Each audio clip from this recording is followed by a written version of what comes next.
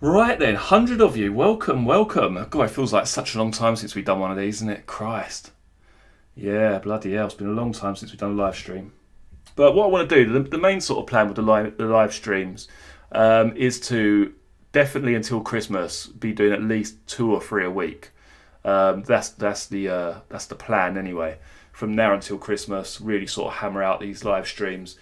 Um, really, because I think it allows me to connect with you guys. Obviously, I try and make a video every single day. I try to, but it's nice to be able just to chill out of an evening and chat with you guys, answer some of your questions, either whether it's about myself or the stream or the case, whatever. Yeah, it's just a good way of giving back to you guys, really, I suppose. Cool Tools. By the way, everyone, Cool Tools has forsaken his dogging this evening to join us, So let's all give Cool Tools a little round of applause. I did tell him it was raining, so there wouldn't be many people out tonight. So, he's not missing out on much. But anyway. Right, let's get to a few of these questions, shall we? Let's kick off with a few of these questions. Okay, now, Ian Clift. Thank you for your question, sir. Has the Range Rover been sold recently? I don't know. Personally, I've been told that it was sold for £150,000. What's his name? Mr. Essex True Crime. He'll be able to inform us with this because he knows all about this sort of stuff. By all accounts, it was sold for £150,000 at auction, was it? Something like that. A lot of people say it isn't the right one, blah, blah, blah. But that vehicle did have a lot of paperwork with it. The V5, everything else, everything seemed to match up with the original. So it wasn't just the case that you were looking at a Range Rover that looked similar to the original. It had really, official paperwork. It's quite weird. I don't know whether it's the official one. I've got no idea. But from what I've been told, as I say, it's sold for £150,000. So Shirley has chipped in with a very novel question. Do you like pizza with different cheeses on each quarter? Well, Shirley, you'd be surprised to know that pizza is actually my favourite food, although I am going a little bit light on the pizzas these days. So, but the thing is, pizza, right? Let's get into a little bit of a pizza discussion here. Pizza, as I say, is my favourite food, but I only eat margarita pizzas. I don't eat any toppings. That's a little bit boring, isn't it, really? But it's the way it is. Sam C, non-related to the Range Rover shootings, but when is part 3 of Judas Pig coming out? Now, I do have some plans, as I say. One of those is to do a lot more live streams, and we're talking, as I say, 2 or 3 a week up until Christmas. That's my plan, absolutely, the plan going forward. In terms of Judas Pig, I keep switching between I'm going to record the whole book and release it in one massive video, but it's also trying to find the time to do that as well, because I try and do a video of an Essex Boys video every day or every other day, and they usually take between 4 and 6 hours just to do an Essex Boys video, and it's trying to find that time to actually narrate the book. And I think also the views on the first two weren't particularly good. They're okay, but I think the way I can get the most out of actually recording the book, as I say, is not releasing it in sections, but actually releasing it as a whole. And that is, as I say, something that I do want to do before Christmas. So, that is in the pipeline. I haven't forgotten about it. So, yeah. Wayne Holland. What's your opinion on there being a second car? Also, there seems to be no explanation from the authorities about where are footsteps leading to and from the crime scene. Yeah, it's an interesting question. I have got some other photographs on here. I quickly put together a couple from the crime scene. Let's just try and find one a bit more relevance. That's probably not the best one to look at. But you will notice, actually, it's the other one, actually. I need the one that goes around the corner. There is actually footprints on the lane. If you enhance the photographs and you look really closely, you do see what you could make out to be footprints. But they've had so many people walking up and down there by this point. You had the farmers obviously going back to the vehicle with the police officers, other police officers, a doctor attending, Lanas attending, other police officers walking up and down, putting the tape across. So much of the crime scene had either melted away or was cross-contaminated, I guess you would say, by other people just walking up and down. And I think it's very hard because when the farmers obviously originally found the Range Rover, what we're talking about here, it's not how it appears in these photographs. These photographs were taken in the afternoon, or at least past lunchtime, as far as I'm aware, when a lot of the snow had melted. But when the farmers actually arrived there on the scene, there was a covering of snow. And obviously, as that's melted, I guess they're thinking to themselves, well, okay, are these footprints relevant? Or have we just basically lost everything, apart from maybe the one or two that are dotted around the Range Rover? It's very, very hard to say. Right, let's have a look here. Right, where's the questions gone? There we go. Right, walking for fitness. Who did Nichols buy his gear off when he was caught with it? Was it Steele? If so, did he give him up for that? Yeah, as far as I'm aware, Nichols went to collect his next lot of gear to sell on behalf of Michael Steele, and that was when he was pulled over. I think there's such a lot of stuff we don't actually know about all of that, though, because we have that other officer, that Wolfgang Bird, who knew where that stuff was. He knew where it was. He knew where Steele was hiding it. And Steele rings Nichols up, doesn't he, and says, did you leave anything in the Land Rover or something, or did you take something? He was like panicking because obviously some of the drugs had gone missing. That's what it sounded like anyway. And then Nichols' first thought was, oh, Christ, that's a Wolfgang Bird that's had them away because I told him where they were. So it's how far back does that relationship with that corrupt officer go? There's another question as we get a little bit further on in these questions. There's a bit more of an in-depth one, so I'll save that for them. But yeah, just to give you a simple answer, yeah, he was selling it on behalf of Steele, basically. Yeah, so right, I'm just going to catch up with the chat just briefly a minute. What have you got to drink then, everybody? I've got the old JD and Coke this evening. I absolutely deserve this. So yeah. Hopefully you've got a nice cup of tea or something civil, you're not sitting there with your bloody, what do you call it, Thatcher's Gold or something. Dave Films, thank you. Yeah, I did drop you a message earlier just to say, I don't know if you saw it, could you pop on to moderate the chat? But yeah, thanks for showing up this evening, much appreciated. Essex True Crime is a massive fan of the energy drinks. If you're into your Monster energy drinks, you've got any spare, feel free to hit him up on his channel, ship him a few over. He loves it. Right, let's have a look at some of these comments. Rich, Judas Pig's great. But yeah, it's funny because I've only actually read what I've narrated up to. So I don't know how the book goes. I've got absolutely no idea.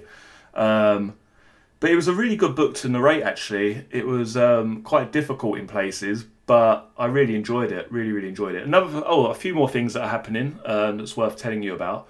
So, when I narrated that book, Once Upon a Time in Essex, that's what it's called. So I've been in contact with that author. Well, I did a few weeks ago, in any case.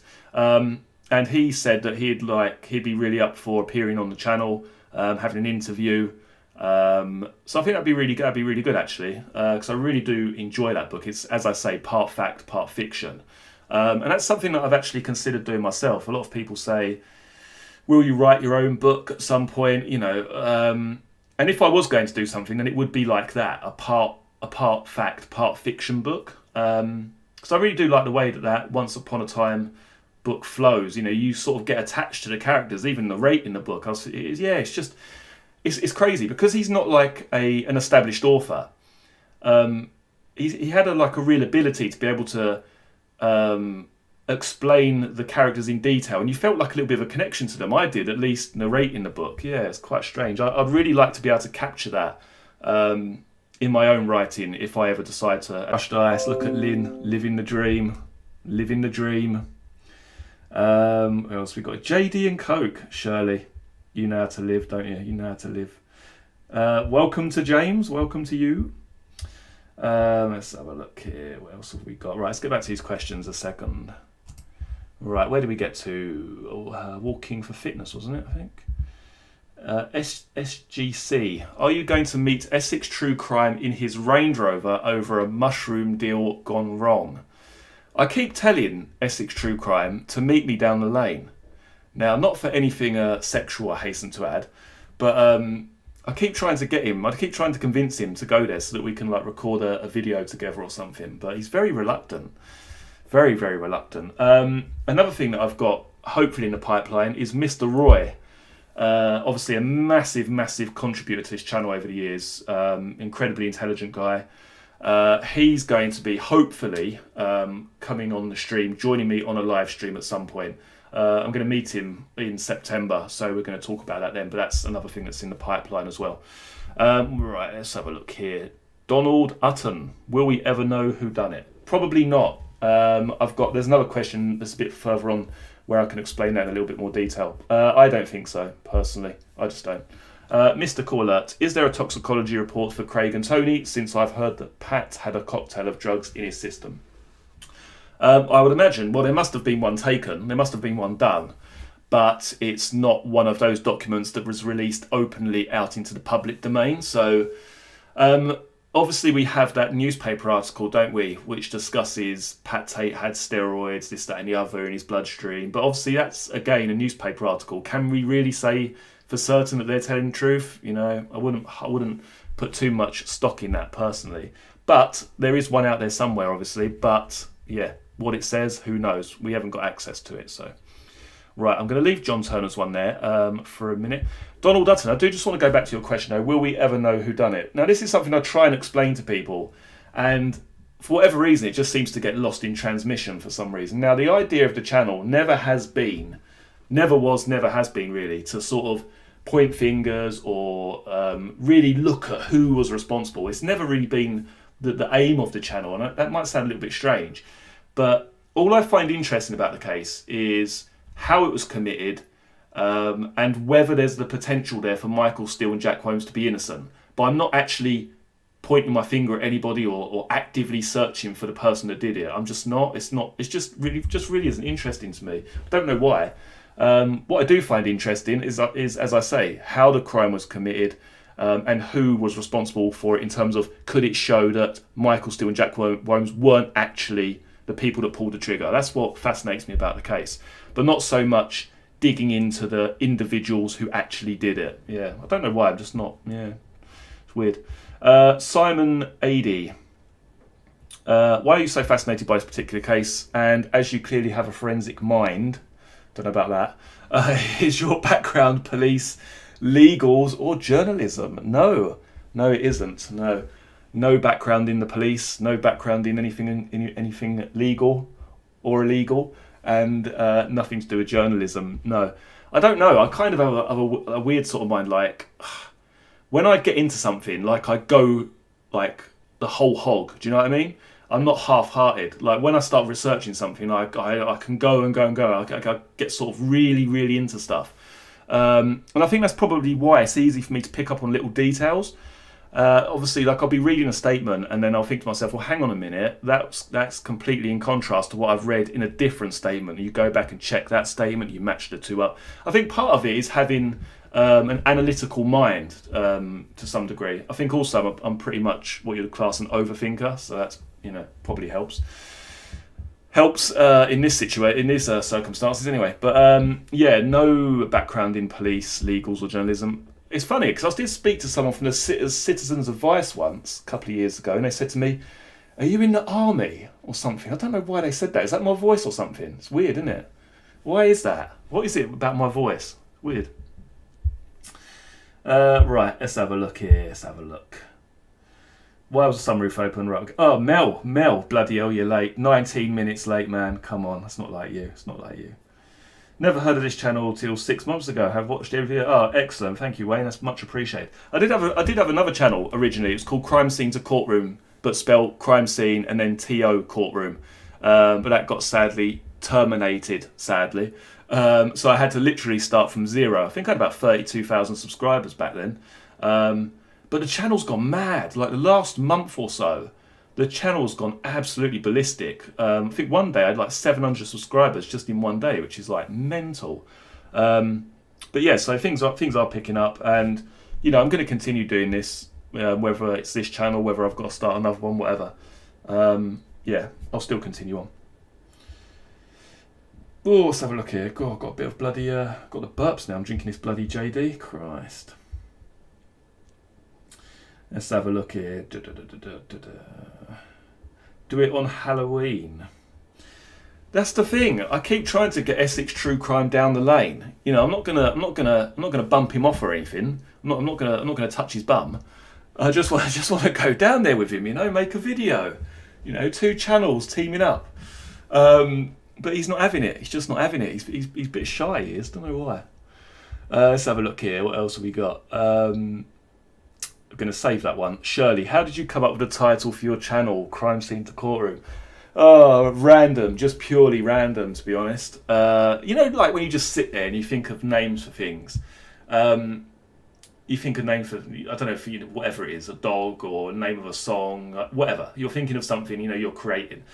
I don't know, it just came to me, Crime Scene to Courtroom. I just thought, wow, that sounds really good. And yeah, and I'm rubbish at like thinking of names and stuff, but I really do like that. Yeah, it's a good one.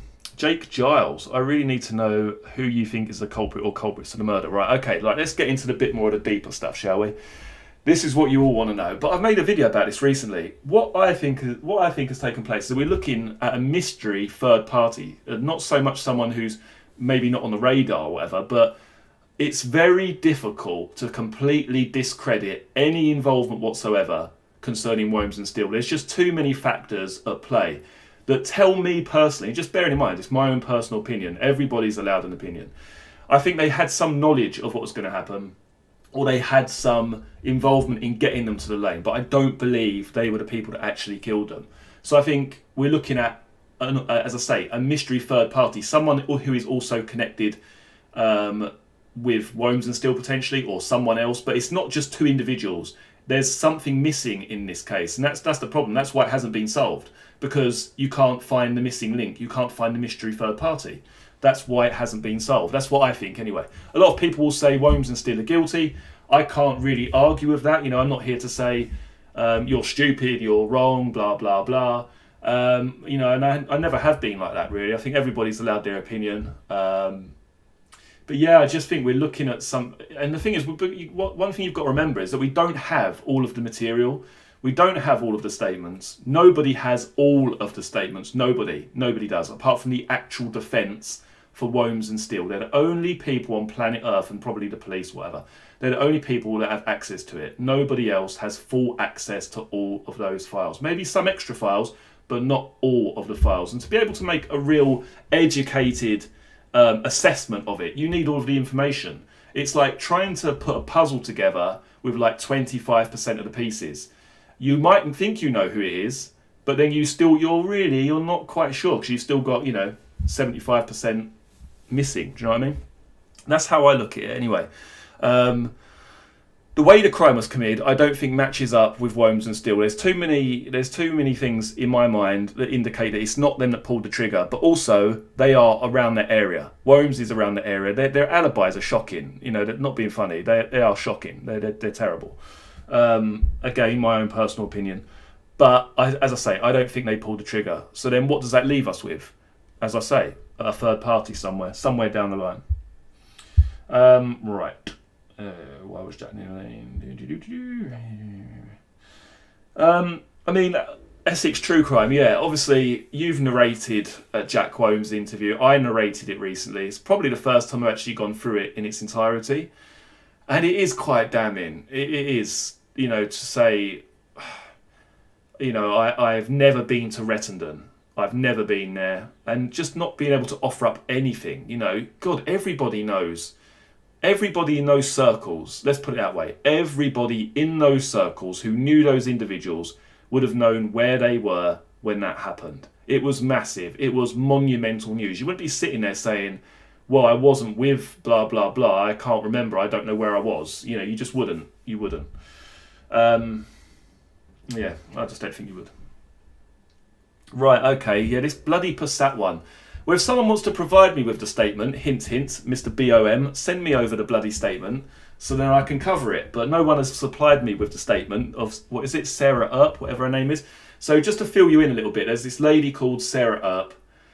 What a name, eh? She claims that she lived on Meadow Road, right? So that's the road where Darren Nichols claimed he was waiting for Jack Wombs to ring him up and come and collect him, whatever. And she said, I'm only going by what I've been told because I haven't seen the statement. But she looks out the window and sees a Volkswagen Passat, but she doesn't see a driver in the vehicle. It's almost like the vehicle's empty. But then I've always had this thought: if Darren Nichols was driving around the area, because I genuinely don't believe he was driving a Passat that night. I do not believe that he's driving a Passat, and that I don't think a Passat ever went down the lane ever. I just don't believe it. I mean, how hard would it be for Darren Nichols to be driving around in a different vehicle and then seeing a Volkswagen Passat and thinking, right, okay, I'm going to say I was driving a Volkswagen Passat or whatever, something similar to what he's got back at home. Then what's going to happen? Someone can say, when they go around doing door-to-door inquiries, oh yeah, there was a Volkswagen Passat outside my house. You know, just because they saw one doesn't mean that Nichols is in it, does it, necessarily? If he's going to be doing some sort of cover story, he may well use a vehicle that he's seen en route. You know, why wouldn't he? Right, okay. How long have we been going for? 26 minutes. We're probably going to do about an hour. Might do a little bit longer. I always say an hour. Always ends up being longer, doesn't it? But right, let's just have a little sip of this Jack Daniels a minute.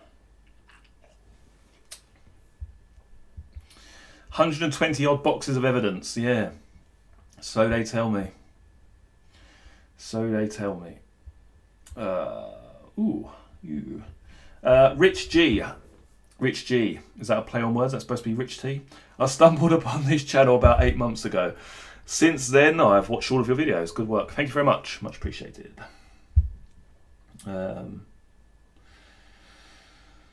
Yeah, Mel. I know you mentioned this the other day, didn't you? The dealers of the dud cannabis. I mean, it's weird, isn't it? Something obviously... Well, obviously, we know what happened with the dud cannabis deal, but that obviously wrote off everything, didn't it, with Steele and them? Because once Tucker Tate and Rolf are dead, he doesn't go back using them, does he? I think that's quite a telltale sign, really. He doesn't go back to importing drugs from Holland using Stone's calf and whatever else.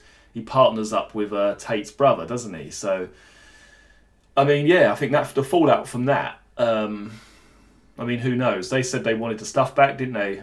They said they weren't going to bring it back. They ended up getting the money back, and then I think they were supposed to return the dud stuff. And then Mick just said to Darren, according to Darren Nichols, "Oh, just get rid of it, Darren. Chuck it in the, just get rid of it. I don't want to see it again," basically. But there's something weird about all this stuff, isn't there? There's something weird about this corrupt officer. I'm sorry, there's something dodgy about all this. And this Trunley guy, I think I'm going to be able to cover the rest of the questions just by what I'm going to say now. So this Trunley guy was Darren Nichols' boss, wasn't he? Trunley knew Wolfgang Bird. I don't know if you saw that. I know you didn't see that, did you? Because that was in another part of the bloody statement I didn't do. So basically, that Wolfgang Bird interview that I narrated yesterday, there was a bit probably about another quarter that I didn't record, which goes on about cigarette coupons and stuff. But in that section, it mentioned that the police believed that Trunley, who was Darren Nichols' boss, knew Wolfgang Bird, and that Trunley guy was a clay pigeon shooter. And I wonder where this all ties in with the Passat and that gunpowder residue that's found in the back of the Passat, because that gunpowder residue wasn't linked to the murders of Tucker Tate and Rolf. So I wonder where that all connects somewhere. That Trunley guy, Wolfgang Bird, the shooting, the clay pigeon shooting, Darren Nichols driving them around. I do wonder about that. There's something about that, I think. There's something about that. Because we don't really know. Realistically, we don't really know how long that relationship between that corrupt officer and Nichols went on for. I mean, they will tell us, until they're blue in the face, that they struck up that relationship shortly before Christmas, just after the murders, coincidentally. But what's there to say that Nichols wasn't a police informant months before that? Or as soon as he came out of prison? We don't know, do we? We've got no idea. And what I find odd about it all is that Nichols was not the only police informant on this guy's books. This guy had a lot of police informants, other criminals, other gangs or whatever on his books, or members of different gangs. And it makes me wonder, the only way that I can genuinely see Steele and Wones being completely and utterly stitched up for this is if there's something to do with this Ben Copper. And he's got other people on his books, and for whatever reason he said to Nichols, look, we need Womes and Steele in this area, whatever. And that they've tried to get them into a certain place or a certain area at a certain time because this bent copper has got other criminals on his books who actually committed the murder. Does that make sense? That's literally, and that might sound a little bit far-fetched, it is a little bit far-fetched, but that's really the only way that I can see Womes and Steele being wholeheartedly, completely shocked by what happened, you know, completely unaware of what happened, or what was going to happen, I should say. Right, let's have a look here.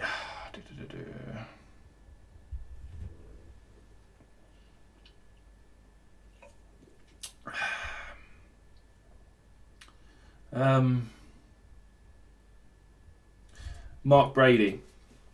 Did a woman that went missing on the South Coast give a name? Are you talking about Linda Millard?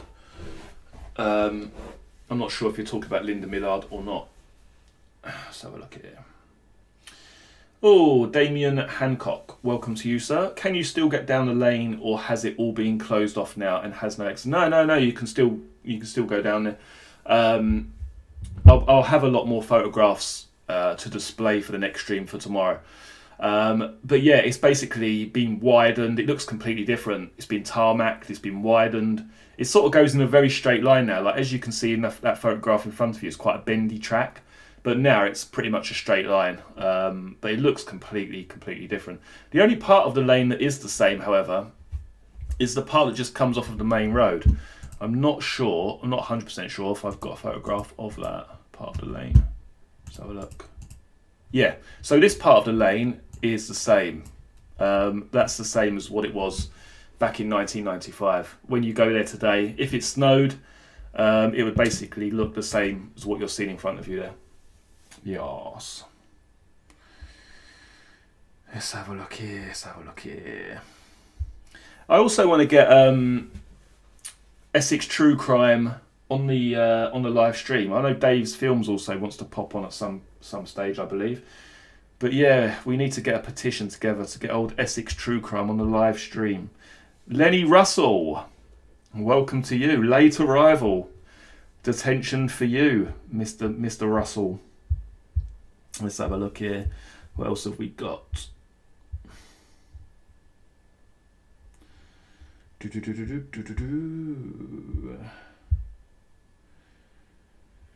have a look here. Shirley. How are you feeling anyway, Shirley? I know you said you were a bit down in the dumps the other day. Let me know how you are. Will MS get out? Will Mickey... no. I just don't think so. I'm a bit of a bloody pessimist, aren't I, really? But I don't think so, because of his age. If he was, say, I don't know, 10 years younger, potentially. But I just, sadly, I just don't see it happening. He's got too far to travel, isn't he, in terms of the whole system. Unless something comes up and, you know, they're proven not guilty, which I can't see happening either. Then no, I don't think it's going to happen, sadly. I mean, even if he did do it, he should be out now. Yeah, that's my opinion. Is he in his 70s or is he even in his 80s now? I can't remember. I know it's either late 70s, or is it early 80s? JJTT, welcome to you. Thank you, Wayne. Much appreciated. Thank you. Much appreciated. If you do wish to support the stream, you can use the super chat function, which is just below the chat box. If you wish to do so, you do not need to, but if you fancy doing it, that's absolutely fine. 78. Yeah, that's right. 78 years. 78. 88. He ain't bloody 88, is he? He can't be 88. Christ, like a game of bingo in here. 70, 78, 88, 70, 79, 78. 78, right. Essex True Crime's going a bit mad here. Right, fine. No problem. 78. Yeah, 78 does ring a bell. So, yeah. Well, let's have a look here. Message retracted by Essex True Crime. He's been shamed. Fat fingers. That's all that bloody energy drink. That's what it is. Probably got the shakes. Right, let's just scroll back. I'm just going to scroll back a bit because I've obviously missed a lot of stuff whilst I've been answering those questions there. See if anything sticks out here. But anyway, yeah, let us know how you are in the chat, everybody. It's been such a long time since I've done one of these live streams. Oh, it's been such a long time. Such a long time. Alright, let's just go scroll down there. I know a lot of people want to believe this farmer stuff, don't they? But do you not think? Oh, that's something else I've got to tell you, but I'll say that in a minute. Yeah, the farmer thing is just a bit bloody movie-esque, though, isn't it? It's like something out of a film. I just don't buy that. I don't think you're just gonna walk up to a Range Rover with a shotgun and just think these people are trespassing on my land. You know, it's not the bloody Wild West, is it? You know what I mean? I just think it's a little bit far-fetched. Anyway, so I've made quite good friends with a commercial pilot over the last few weeks, and he also wants to come on the streams, talk about how possible or how plausible it would be to land a plane in those fields. Basically, he flies for TUI, this guy. Really nice chap. Play a lot of tennis with him, actually. And he flew in the army as well. I think he did like a lot of night missions and stuff like that. So he's obviously got a hell of a lot of flying experience. Now, as I say, he's a commercial pilot now. So I might get him on the stream at some point, because he did write out quite a long piece about why it wouldn't be possible to land a plane there and all that sort of stuff. And yeah, so yeah, it's definitely something to look at in the future. Anyway, it's nice to be able to speak to people with actual first-hand experience of certain things.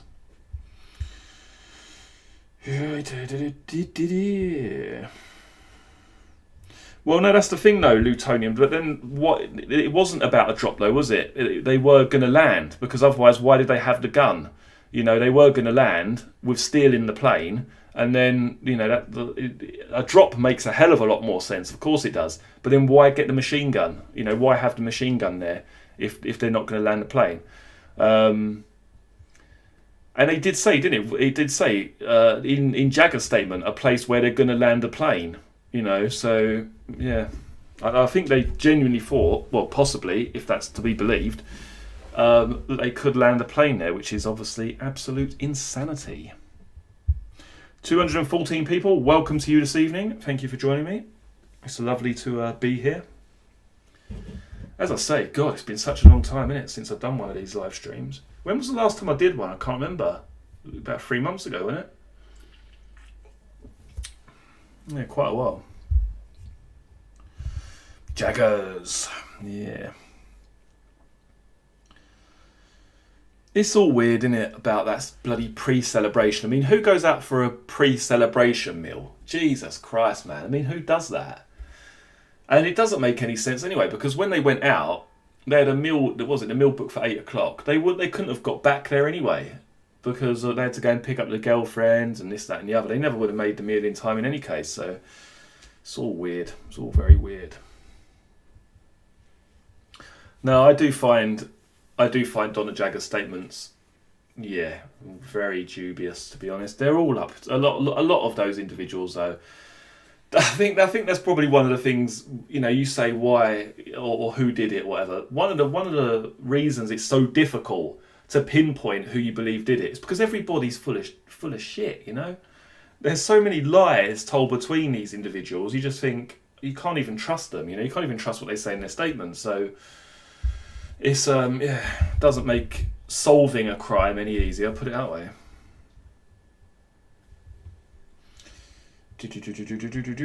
So look here.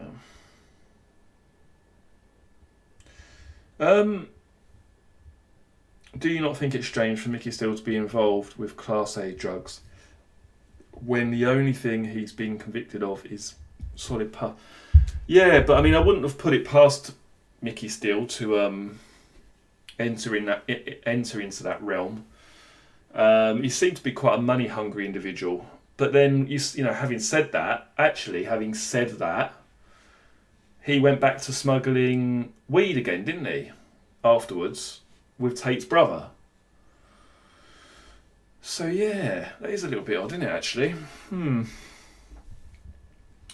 a bit strange. Right, let's have a look. Oh yeah, does Bowman... Oh, Christ. I mean, Michael Bowman knows more, definitely. Absolutely. I mean, I can't believe they didn't question him more. Like, Christ. Phoning up the individuals on the day, previous firearm offences, calling them on the day of the murders, leaving voicemails, admitting to being in the Range Rover. He knew of the Global Net Cafe, a place that they were going out for that meal that night, and then they increased the booking size. Was that for him and his girlfriend? You just don't know, do you? I genuinely think that he knows a lot more than what he's let on. Yeah. And I think that's one of the biggest things for me, is where it doesn't make any sense for Wombs and Steele to be the only people involved, is who in their right mind is going to say, oh, okay, yeah, we're going to go and look at where a plane's going to land. And then they're just going to tell their girlfriends, aren't they, where are you going? We're going out for a meal. Oh, I'm going to meet Mickey. I'm going to meet Mickey, Mickey Steele down to go and look at a bloody this, that and the other, or Mickey the pilot, whatever. You wouldn't want anybody to know where you're going if you're going to kill someone, would you? You wouldn't be openly inviting them to their death, pretty much. And you could say, oh, well, yeah, but Jaggers didn't know who Mickey Steele was. She said Mickey the pilot. Yeah, but Steele's not going to know that, is he? He's not going to know that. He's not going to say, oh, by the way, before I kill you three lovely young chaps, could you tell me if you've told your girlfriend my name? That's just not a thing, is it? And also, the phone call from Sarah Saunders is another odd situation. In the film Rise of the Foot Soldier, that's sort of portrayed as this 30-second phone call, 40-second phone call, and then that's it. But that phone call's nearly 4 minutes. Like, what the hell are they talking about for 4 minutes? Weird. Very, very weird. And I think really we don't know, do we? We don't know what was said on that phone call. We don't know if Pat Tate actually said, oh, I'm with Mickey Steele at the moment. We don't know. Because she could have been trying to protect Mick. She could have been trying to protect Mickey Steele. We don't know. But what she said was, Pat Tate said, I'm with some people at the moment, which is a little bit odd if he was with Michael Steele at that particular time.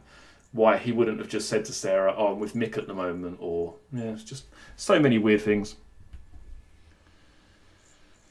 Oh, here we go. Cool Tools. I've been told you can land there. You should look at the military connections to the farm. Well, I've checked all the fields in the surrounding area, and I've been told. Well, I'll if I can. I don't even know if I can get his stuff up. Hang on a minute. I don't even know if I still got it. I probably deleted it. Hang on. Just bear with me, because I'm going to look on my WhatsApp a second and see if I've still got the message from him. No, I haven't deleted it.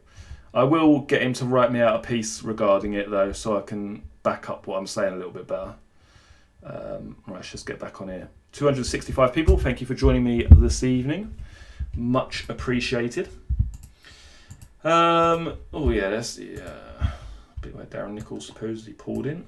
Yeah, as I say, tomorrow we'll probably have a few more questions than this evening.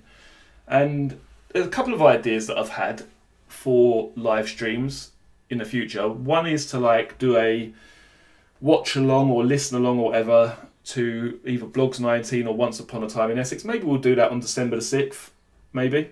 And make it like a long stream, 6-7 hour stream. Could I actually do that? I don't know. I'd have to have about 22 cans of Jack Daniels here, I reckon. Let's have a look here. But yeah, if you've got any ideas in terms of live streams, if there's anyone also in the chat that's into or interested in the Delphi murders, that's another case that I'm currently looking into. That's getting quite interesting at the moment. But yeah, obviously the live streams are going to predominantly be about the Essex Boys case. Yeah.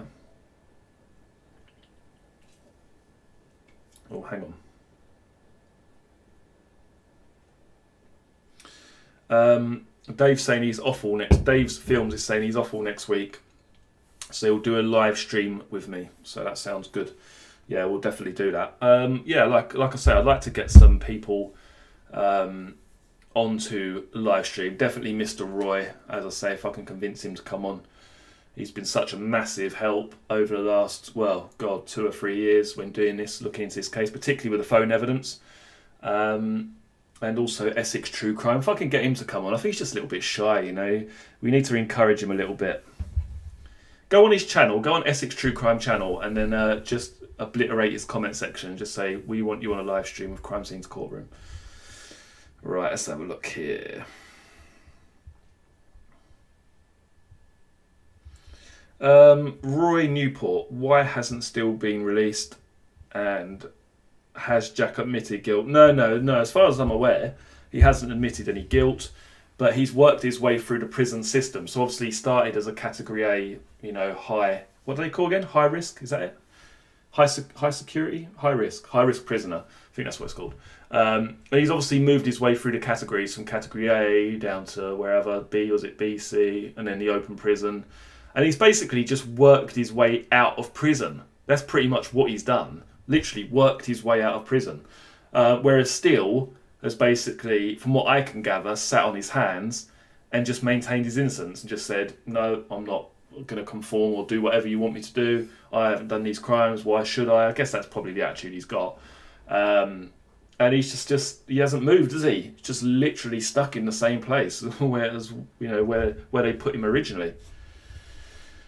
Right, let's have a look. Carrot JD Sports. Darren Nichols is in exile. I want Darren Nichols to come on the live stream. I would love Darren Nichols to come on live stream. Darren Nichols is hilarious. We need Darren Nichols on the live stream. If you're about Darren, we can do this anonymously. Don't need any problems. You can be on the live stream. Just drop me an email. I would love it. Belle, you laugh. I would love Darren Nichols. I've basically narrated his life story. So I mean, he should come on the live stream. He should be able to give me a little interview, or just pop on for half an hour. Just tell your story. I just find Darren Nichols hilarious. Like once you've read that Blogs 19 book, he's got a very, very dry sense. I don't know if it's a dry sense of humour, but he's just absolutely hysterical. Really, really funny.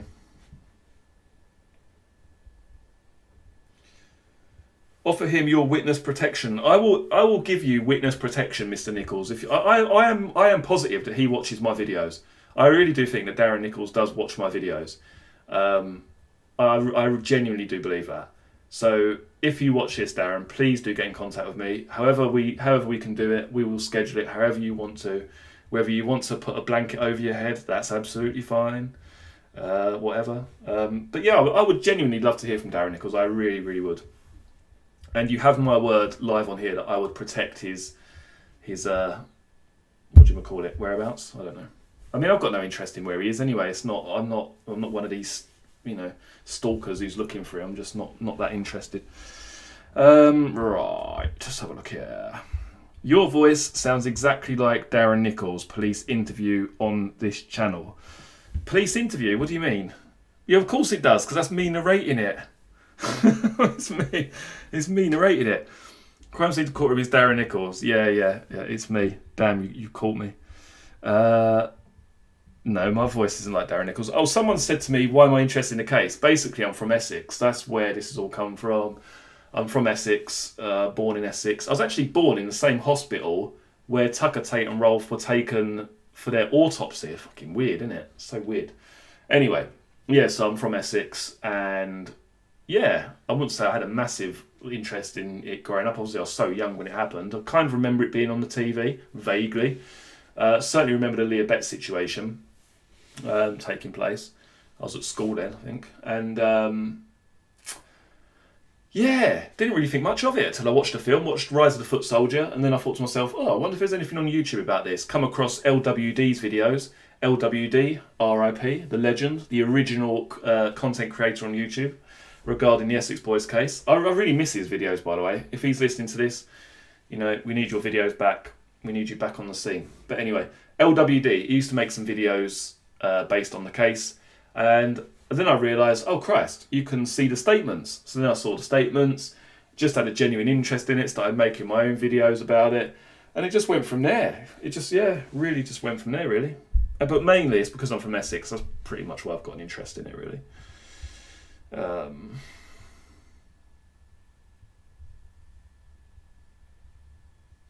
Let's have a look here.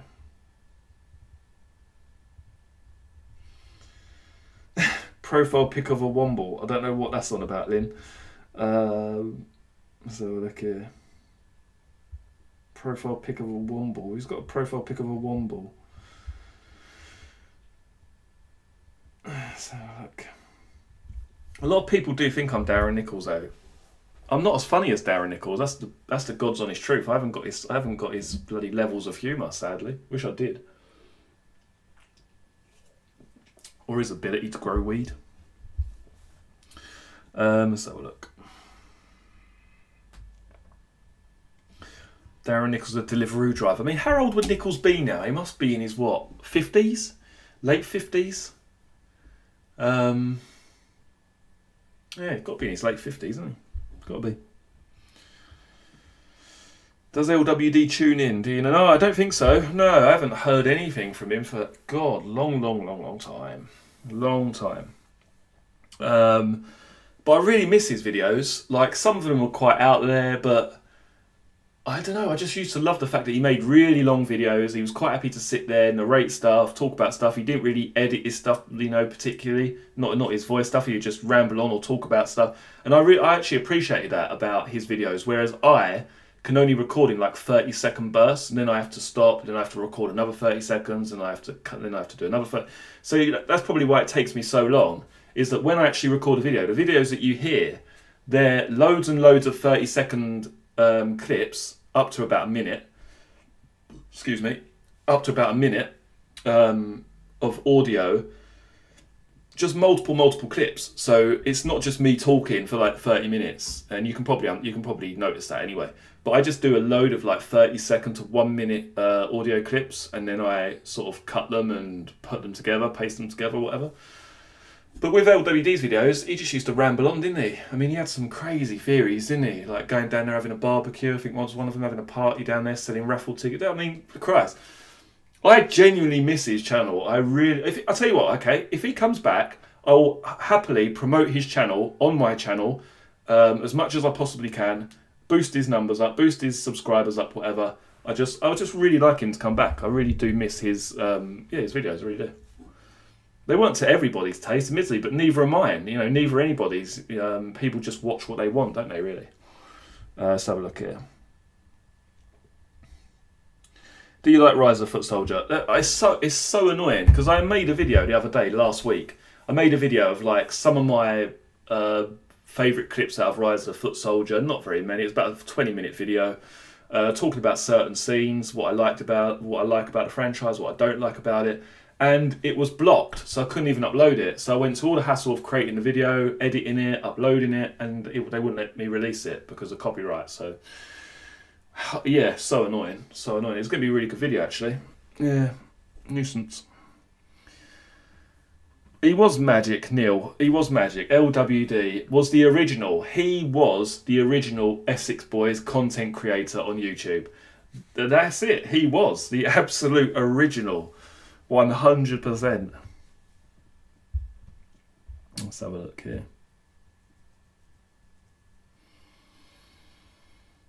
Is it confirmed 100% one or two different guns were used? That's from Mike Lott.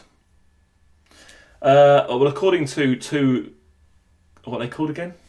I was going to say gunpowder experts. According to two ballistic experts to do with firearms, two separate experts, they were convinced that one gun was used that fired all of the cartridges. One gun. So here he is, Darren Nichols in the chat, by the way. So let's say hello to him. Yeah, one gun according to the ballistic experts. And I mean, what are you going to do? You're going to go against them, I suppose? I mean, I don't. I believe them. I believe what they say because they're experts, they're specialists. There's more than one individual giving the same account of what's found or whatever. So yeah, I do believe that there's just one gun. Did you like the film? Right, yes, we asked. Yeah, I did. I loved the original Rise of the Foot Soldier. Really like that. Not so much the first part though, because I'm not into football. Just not really that into football. But after the sort of halfway point, when it gets into the actual story of Tucker Tate Rolfe and Mickey Steele, then yeah, I actually really like the film. I think it's really good. But you have to admit, I mean, I might get a bit of hate for this, and I don't care. I've got broad shoulders. The best actor in all of that is Mickey Steele. What's his name? Billy Murray. He plays that part so well, man. Jesus. Forget your bloody Craig Fairbrass. Forget your bloody Terry Turbo, whatever he's called. it's all about the Billy Murray. I don't care what anybody says. He wipes the floor of all of those actors in that film. Really does. Just like his little facial expressions. Like there was loads of stuff that I picked up upon on that video I made. And like I say, sadly, it's not going to be released. So yeah, a bit of a nuisance really. Billy Murray though, absolute legendary casting. Some of the castings in that film are amazing. What's that guy called? Neil Maskell, the one who plays Billy Jasper. The guy who plays Darren Nichols. He was an amazing casting. Excellent casting. Don't like the Tucker. Don't like the Rolf. Do like the Tate character. I think he's great. Love the Steele character. Wholmes is a little bit difficult. I love the way that he portrays him. I can't remember that guy's name either. No, definitely can't remember his name. But the guy who plays Jack Wholmes, because he comes across a little bit different to how we've been told Jack Wholmes is. You know, this sort of gentle giant. You know, that's what we've been told he's like. You know, basically, isn't it? But what I do think they get right in that film is the relationship between Wholmes and Nichols, which I really think is fantastic when they're in the car together, like when the murder's about to happen. And there's that sort of animosity between the two that sort of Wholmes just suffers Nichols because he's doing it for Steele, basically. And I think they pulled that off. I think they pull those roles off incredibly well. But I just don't like the Tucker and Rolf characters. I just don't. Just think that acting's just don't like it. Not my style. I mean, when are they going to get me on there anyway? I said this to Essex True Crime the other day. I could play a little cameo role on there. I could be a detective. I could be whatever. I could do like a little bit of an interview. I could be on one of these films, promote it on the channel. Everybody's happy. But no one's ever contacted me. I'm still waiting for my big break, you know? Shocking. Oh yeah, hit the like button, guys. While you're here, might as well, mightn't you? Hit that like button. Smash that like button, as all the kids say these days. Yeah, do hit the like button. Though it does help. It does help the algorithm, whatever that is. Right, let's have a look here. What else we got? Yeah, so yeah, tomorrow I think we're going to do another one. Probably do another live stream tomorrow. Same time again. Billy Murray, top actor, and played Ben Copper in Bill. Yeah, there's just little clips of him in that film. Like there's I'll try to remember. So there's one when Steele approaches them about the deal. So they're sat in that little sort of bar, aren't they? And there's that woman playing the acoustic guitar on stage, and then there's there's Tucker and Tate sat at a table. Steele starts explaining, look, we've got this deal coming up, you know, it's going to make that last one look like pocket money, blah blah blah. And then as he's talking, Rolf walks up and he's like, oh, hello lads. And then Steele sort of gives this little look, like a little side. If you go back and watch the film and watch this little clip, it's really interesting. But Steele, Billy Murray, whatever, gives this little sort of sideways glance and look like, oh, I wasn't expecting you to be here, but fuck it, they can all die, basically. But it's just really interesting, just this little look he gives him, almost like, oh, I wasn't expecting you to be here. I'm trying to set these two idiots up, Tucker and Tate, and now you've basically signed your own bloody death, pretty much. But yes, interesting little scene that is. Let's have a look here.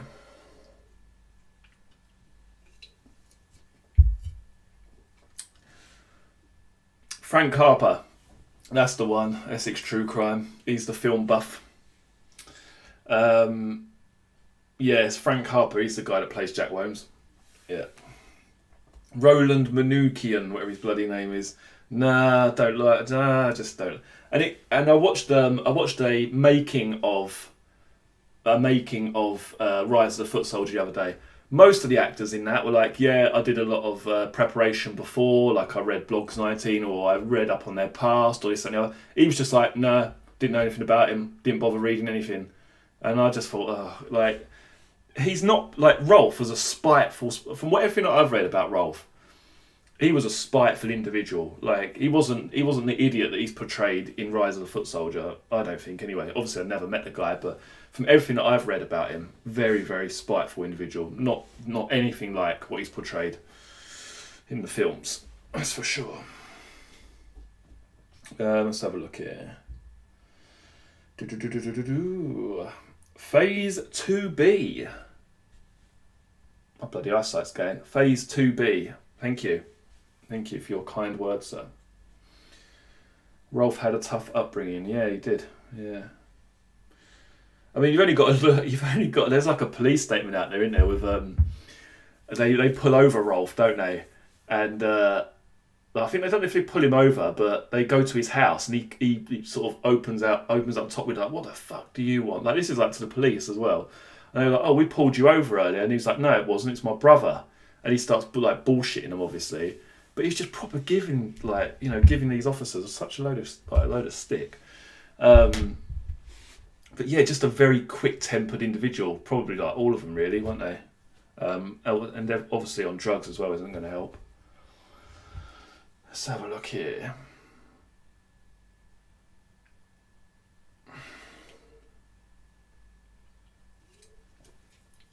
Young's at official. At this point, you have done more investigating than offence. You see, the thing is, I don't really do investigating. As I said earlier on in the stream, I'm not actively trying to find out who did it because I don't think we'll ever know. I don't think there's enough information to be able to make an educated guess, personally.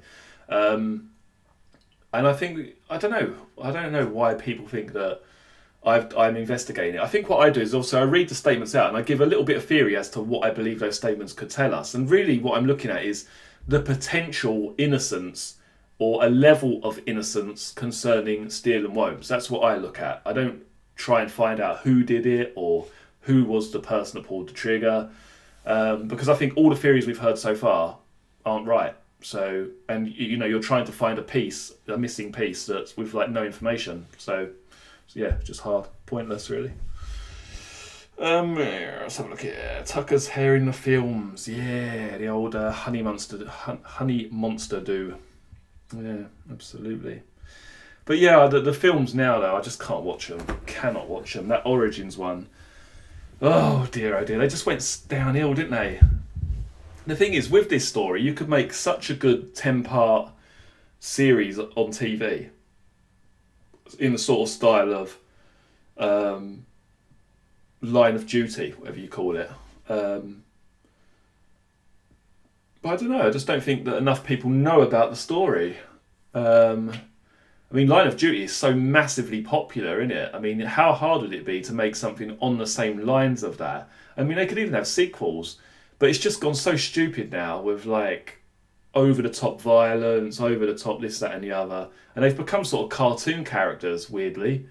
But if they actually stripped it right back, they could make one hell of a film about this case. One hell of a film. If they just actually went back to basics, cut the football hooligan stuff out, and focus on, maybe starting it off with all of them being in prison together, something like that. Then them getting out, living their separate lives, but then all coming back together.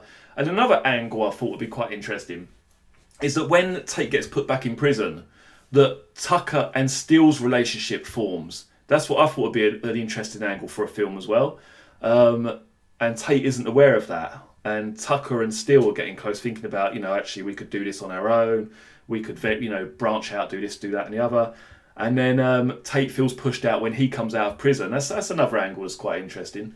Hasn't been explored. But if they really did just strip it back and focused on the facts or things that aren't too out there, I think they could have a massively successful film. Genuinely do. I mean, I could play Darren Nichols, couldn't I? I could pull Darren Nichols off. You've heard Blogs 19. I could do Darren Nichols, couldn't I? I mean, I might have to put on a fat suit, but I could probably carry it off. Just need some curly black hair, curly black wig. I've got the accent pretty much. Yeah, I think I could carry it off. I should be the next Darren Nichols. Start a petition. Let's have a look. Rise of the Stairlift. Yeah, it will be soon. Bloody will be soon. The amount of films they've made.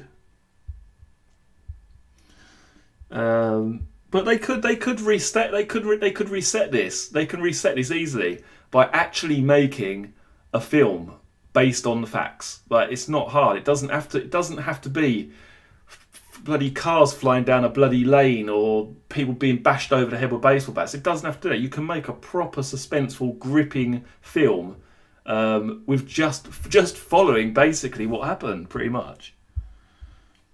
And obviously getting decent actors. I mean, that's probably the best thing.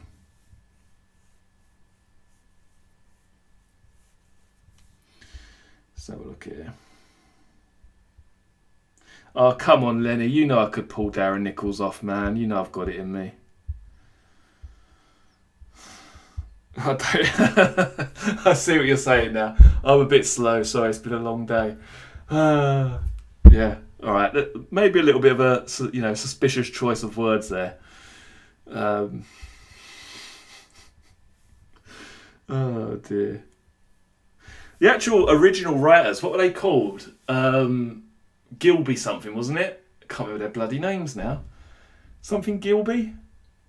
Proper posh sounding guys, weren't they, the two that actually recorded? If you watch the filming of Rise of the Foot Soldier, I was going to say Gilby Clarke, but he's a bloody guitarist for Guns N' Roses, not him. Something Gilby though.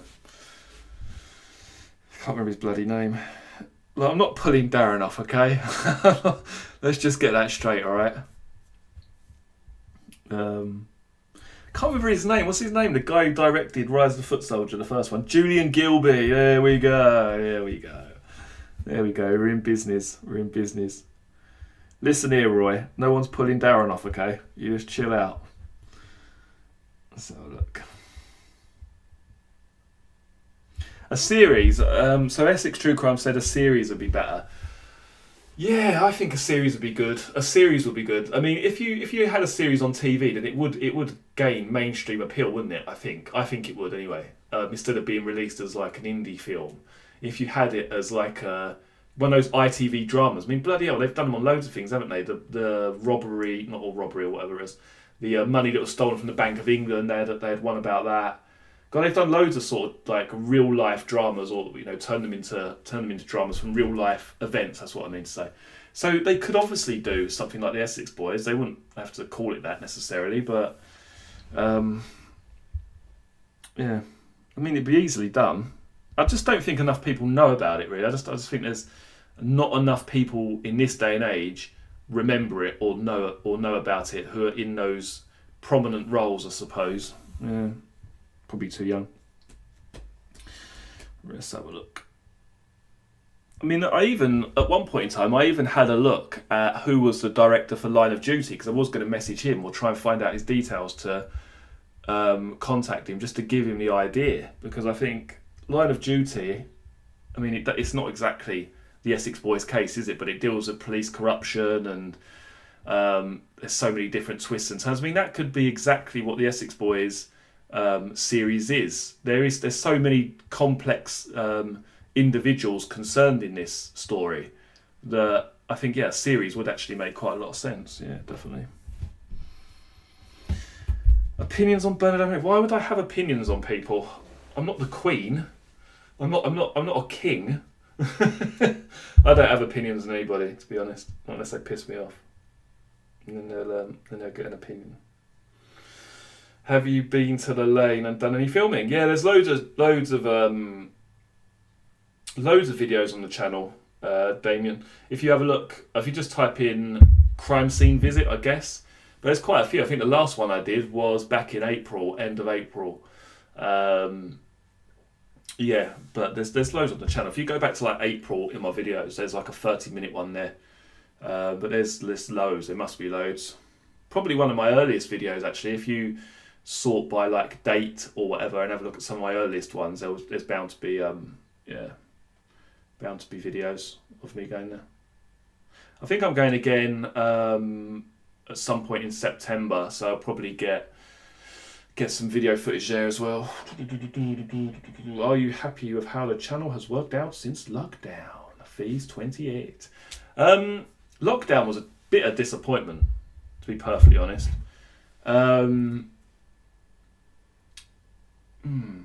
When lockdown happened, I really thought, everybody's going to be at home, it's going to be great for content creators on YouTube. But although the views were high, it just didn't really do anything for the channel, really. Not like what you'd expect. I think what it allowed me to do was really focus on, I think, what were we doing then, back then? I did the Once Upon a Time in Essex book, didn't I? That's what I recorded during lockdown. I remember that. I remember where I recorded it. And yeah, so I mean, that's pretty much all I did for lockdown was record that book. And that was basically it. Yeah, I don't even know if I did a video a day. I know that took me over a month to do that book, even releasing one video a day. But yeah, lockdown, didn't do anything really. Yeah, nothing. Mushroom Gate. We need, yeah, the first episode be like Breaking Bad or whatever. First episode have to be something like Mushroom Gate, just something completely weird. That'd be awesome. Let's have a look. What do you think happened to Linda Millard? Coincidence or nothing? I think that's another interesting situation, isn't it? Because a lot of people will jump on that. They'll naturally read that statement thinking this was a woman who was afraid for her life. She fled. She was then, her car was found. Surely this is someone killing her. But what I think we don't have, and what we don't often think about, is someone's history of their mental illness. Like, has she got a history of mental illness? Has she ever suffered with anxiety or depression or schizophrenia? Anything like that. We don't know her background. So it's quite hard to judge whether this was a suicide, whether this was someone who was paranoid, had some sort of paranoid episode. We don't know, do we? We don't know what her history is. But on the face of things, it's very, very, very strange, isn't it? According to her statement, or what she said to the police, that she was outside of, was it the living room or something? And she could hear her boyfriend, or whatever it was, talking about the murders, and she believed he had something to do with it. Can't even remember his bloody name now, that guy. But then, yeah, her car's found at Portishead. I think Dave's Film said he was going to do a video about this and go to the scene or whatever. Not sure. But yeah, it's very suspicious. But like I say, unless we actually know a little bit about Linda Millard, the person, and her history, it's kind of hard to say, really. Let's have a look.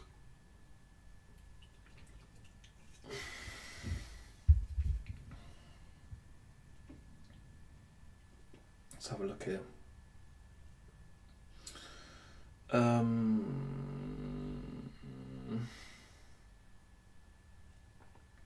Linda Millard.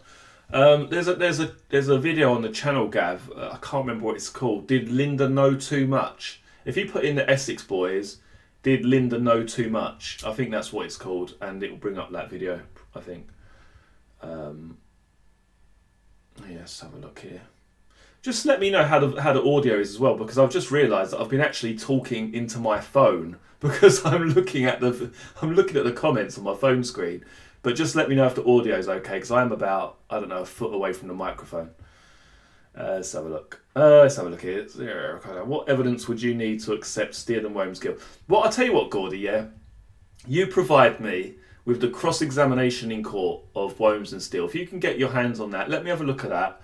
Let me look at what happened when they were cross-examined, what their answers were for certain things. Then maybe that will sway me. Maybe that will just sway me. I don't know. It's really hard to say because the crime is as it is, isn't it? I can't look at that crime and then think, hang on a minute, they've made a mistake here, they've left DNA here, there's fingerprints here, there's footprints there, this person's moved or had a certain amount of time to defend himself. That's not what's happened. It's very concise, very quick, very like almost like this person's done this before. That's the impression I get. So I don't know if I could ever be wholeheartedly convinced that they are the only two people that pulled the trigger. But one thing that would convince me a little bit more is if we had the cross-examination of Womes and Steele, which we don't have. So if you can get hold of that for me, yeah, ship it over. Audio is bang on, excellent. Thank you, Rave Station. Pat Tate's in the chat. Me and Rolfie tried some poppers once in 1994. And we got a bit frisky. Is that why you were down Workhouse Lane? A lot of people say that, didn't they? The old dogging angle. That's what I bet Cool Tools likes that as well. Thanks, Wayne. Much appreciated. Glad that the audio is okay. I use, what mic do I use? A Blue Yeti, whatever you call it. Let's have a look. Oh, yeah, Mr. Gordy, just get me the cross-examination, yeah? Just stop messing about. Get me the cross-examination of Womes and Steele, and let's stop messing about here, shall we? Let's have a look here. Have you looked at any other murder? Oh, that's a quite interesting question, actually. Rich, have you looked at any of the other murder cases? The lead detective so that'll be Ivan Dibley, was involved with. That's quite interesting. Yeah, I haven't. He called exactly how it was. Yeah, that was crazy. So what Rich is saying is very true. If you look at the early newspaper reports discussing the murders, obviously, it's very bizarre. Like within the first couple of days, they're like, oh yeah, there must have been another car waiting nearby. And they must have travelled down there in the Range Rover. Well, one of them did, but then I bet there was also someone hiding in the bush with a gun. And that's like 24, 48 hours after they were killed. And Ivan Dibley was already coming forward with these spot-on guesses or assumptions. Weird. What I find bizarre about it, though, is the fact that we've got that alternative lane, which is just completely and utterly, not even discussed, is it? It's never mentioned at all. And I'll tell you what, it's mentioned so little, as in not at all, that when I first visited there, I couldn't believe what I was seeing. I thought, well, hang on, what's this then? This is a different lane. I genuinely couldn't believe what I was seeing. I couldn't believe that there's actually two very accessible entry and exit points at the top of the lane. I couldn't believe that because it's never mentioned. There's no photographs taken of it. Yet they just surmised straight away, without having any tyre tracks, no nothing. Oh yeah, they definitely pulled in here, must have stopped there, must have walked down here, entered and exited the crime scene this way. Just weird, very odd, very bizarre. And then everything that, basically what that guy's saying there is that everything that Ivan Dibley said turned out to be true, which is a little bit suspicious. A little bit suspicious. All right, let's have a look here. Don't forget to smash that like button, guys. I don't know how many likes it's got. I can't even see it because I'm on my phone, so I've got no idea. But yeah, do hit the like button if you can. Let's have a look here. David Ian Dawson. Do you question the integrity of Tate's relationship with Tucker? I.e., do you think he had Tucker weighed up and he wasn't in wrapped up? It's funny, isn't it? It's funny because I've made quite a few videos about this, but I just don't believe that Tucker and Tate's relationship was as close as what we've been led to believe. There's so much stuff going on between them two. A lot of mistrust there. A lot of mistrust, particularly with Tucker buying that house, Tate being in prison, him being recalled to prison. Who gave him the gun? Did Tucker give him the gun? Did Tate get put away and then think to himself, hang on a minute, have I been set up here? Tucker's given me this gun. Who's grasped me to this? It's weird. It's very weird. There's definitely a lot of tension. We had Tate selling his car, didn't we? Tucker turning up trying to get the money off of the car salesman. When Tate's in prison, Tate obviously lost trust in Tucker at some point and decided to take control of his finances from Tucker and give it to Steele. Loads and loads of different stuff. Loads of things happened between those two. It wouldn't surprise me if one of them was in on some sort of double cross, or he thought that the other two were going to be killed, or this, that and the other, or one of them was going to be taken away. It wouldn't surprise me. Genuinely wouldn't surprise me. Jiggins and his friend. You love that, Ryan, didn't you? You love that old farmer theory. You love that, the old Jiggins theory. Let's have a look here.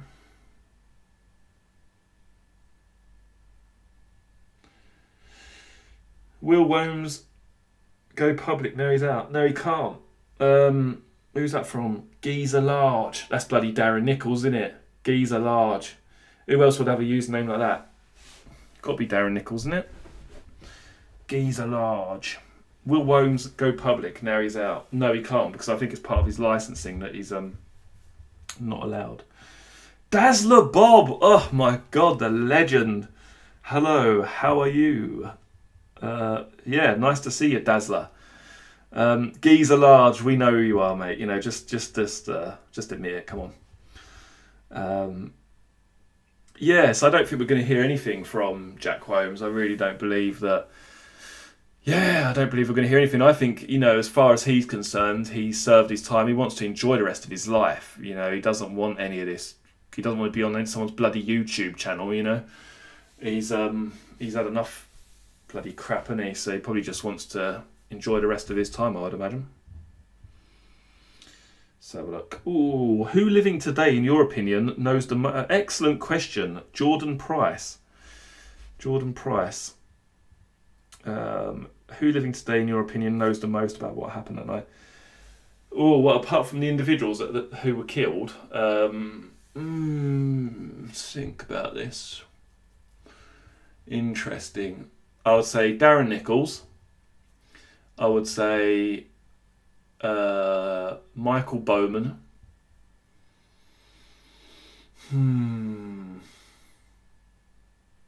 Yeah, I think those two. If I had to pick two, it'd be them two.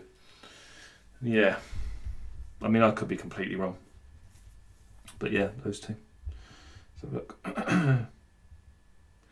Billy Blundell. He's sadly not here anymore, is he? Passed away recently. Billy Blundell. Who living today? Let's have a look here.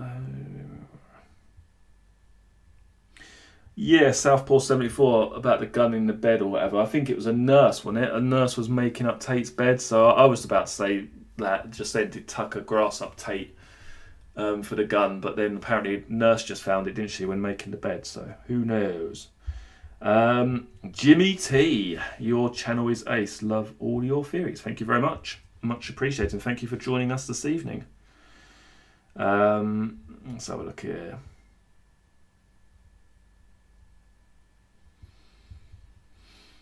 Let's have a look. 21 likes. Is that all we've got, Mel? That is shocking. That is shocking. Get those bloody likes up, will you? Christ almighty, there's 288 of you here. Go to that like button and hit the bloody like button. Just once. Don't do it twice, as it'll bloody cancel out. Much appreciated. It's the least you can do, really, isn't it? Oh, I got 163 apparently. That's all right. It's all right. It's all right. Have a look. Bowman is in Windsor Green Prison. Is he back in prison again? Is he? Jesus Christ, he's never out of that place. Back in prison again. Jesus, man. Christ almighty. Hang on. Just got to change my seating position. Oh, God. There we go. Someone's saying Bowman's out. Someone's saying he's in prison still. Yeah, don't worry, John. I think they've smashed the lights. Oh, OG007 Boxing, another long-term viewer. Thank you for joining us this evening. Yeah, if you've got any ideas for tomorrow, guys, when I put up the post later for your questions, if you've got any ideas for streams, for content that we can do on the stream, like I said, I've got some ideas in terms of like a watch along of Blogs 19 or Once Upon a Time in Essex. That's going to be like a proper special event thing. It's going to be like a 6 or 7 hour stream. So maybe we should save that for December 6th, maybe. That'd be pretty cool. I think that'd be quite good. Cannot hear you. What do you mean you cannot? What? You hear me now? Hello? Hello? Can you hear me? Hello? Uh-oh. We've got technical problems. Can you hear me?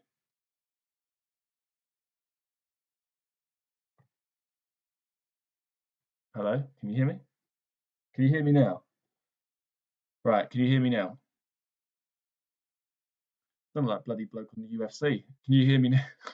Can you hear me now, guys? Just let me know. Let me know. Bit better, not as good as earlier. What's going on? Sounds like you've eaten the mic. Right. Can now the boot is open next to them. Right, just let me know if you can hear me okay. All right. Because there's a little bit of a delay. So just let me know that you can hear me fine. A little echoey, yeah, because of the room I'm in, don't worry. Sounds good. Right. Sounds like you're wearing a gimp mask. Get out of here, Nigel. Get out of here with your dirty fantasies. We know you want me to bloody wear a gimp mask for you. Right. Sound is bad. What's going on with the sound then? Shouldn't be anything wrong with it. Hang on a minute. How can the sound be bad? I haven't done anything. Loud and clear. Make your bloody muffled sound. Bit faint. Christ almighty. Can you make your mind up? I've got one person saying the sound is loud and clear, one person muffled, the other said it's bit faint.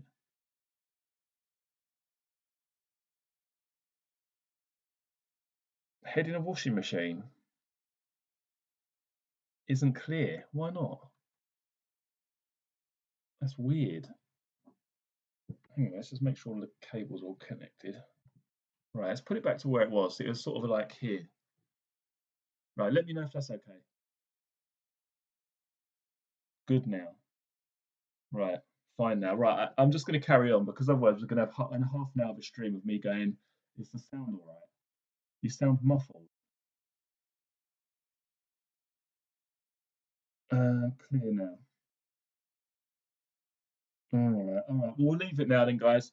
We'll call it a night here because we've been going for over an hour anyway. So we'll call it a night. I'll try and make sure that there's no issues with the sound tomorrow. I don't really know what I can do though, to be honest, because I haven't touched it. All I did was like sat differently on my chair.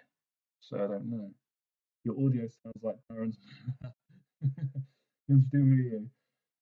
Fading in and out. Right. Okay.